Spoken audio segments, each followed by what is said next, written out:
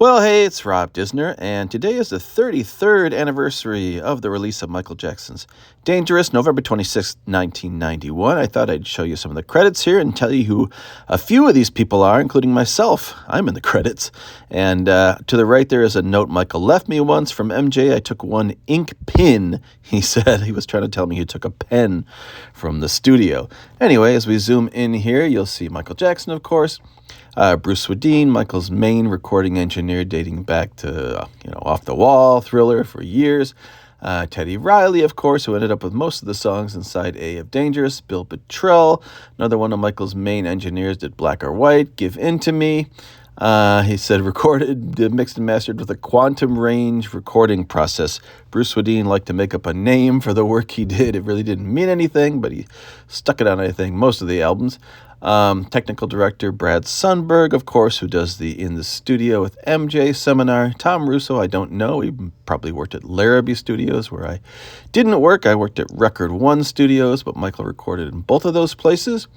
Dave Way was an engineer. He did a great YouTube interview. You can check that out, where he talks about Michael's songwriting process. That was very cool. Matt Forger, another one of Michael's main engineers. Matt would do a lot of editing and put the extended mixes together and that kind of stuff. He would assemble the beginning of Black or White, the whole Bart Simpson part. That's kind of the stuff he did. Jean-Marie, I don't know. Richard Cottrell. Richard Cottrell was Brian Loren's engineer. And Brian Loren, of course, did a bunch of songs with Michael, but nothing ever ended up on Dangerous. Kevin Gilbert was Sheryl Crow's boyfriend. He was a great singer-songwriter, and I guess he did some engineering on this as well. Sadly, he killed himself a number of years ago. There's Brad Sundberg again. Bart Stevens was the other assistant engineer in Studio A, who worked with Brian Loren and Richard Cottrell. Let's see who else is on here. I'm just going to go through some names that I know. Rael Rogut was an engineer from Ocean Way. Dan Bosworth, Julie Last as well. Recorded and mixed at Ocean Way Studios. Ocean Way owned Record One. Record One is where the record was mainly done.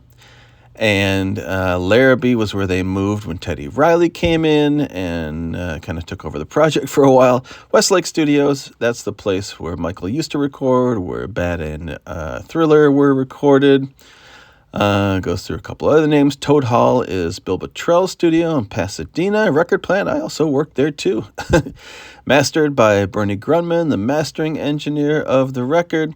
And special thanks to the Ocean Way staff. Michael was really nice to do this. He certainly didn't have to, but he included a lot of names of people who you wouldn't normally see on a record.